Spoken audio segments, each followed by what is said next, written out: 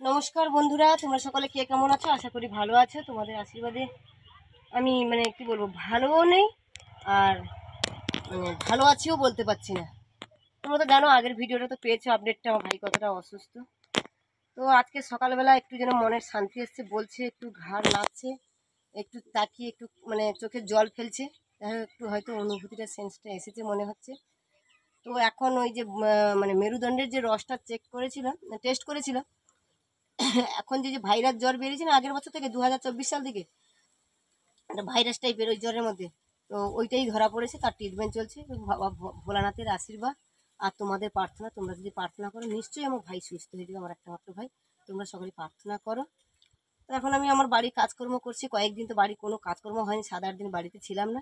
আর বাচ্চাগুলো তারাও কি গাছে জল দেবে, দিতে পারে যারা বাচ্চা মানুষ, তাই গাছে জল দিতে এসেছি। যে কুঁদলি গাছগুলো সেবার দেখিয়েছিলাম না, তোমার দাদা কেটে কুঁদলি গাছটা দেখিয়েছিলাম না, যে কেটে দিয়েছি কুঁদলি গাছটা, বয়স হয়ে গেছে অনেক দিনে, কেটে দিয়েছিলাম। কেটে দিয়ে কিছুই দেয়নি, আমার তো শুধু জৈব সারে। প্রত্যেকটা গাছ দেখো, দিকে দিকে দেখো, যত ফলকর গাছ, কাঁঠাল গাছ, আম গাছ, এই জামরুল গাছে জামরুল হয়েছে, সবই আমার জৈব সার।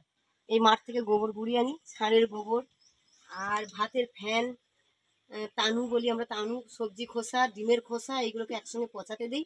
এইগুলোকে পচিয়ে জৈব সার হিসেবে দিই। গাছটার গোড়ায় একটু জল দিয়ে দিই।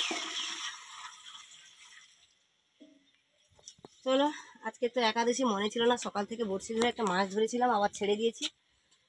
চলো আজকে নিরামিষ কি রান্না করবো, মোচাটা পেড়ে আনি। চলো মোচা পাড়তে যাই, চলো।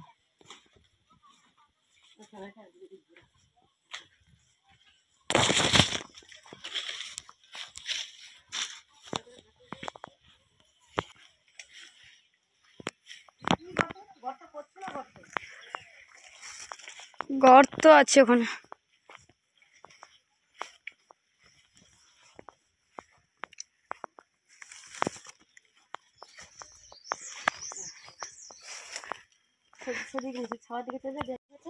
কলা গাছটি সবসময় দেখতে পাও তোমরা সকলে।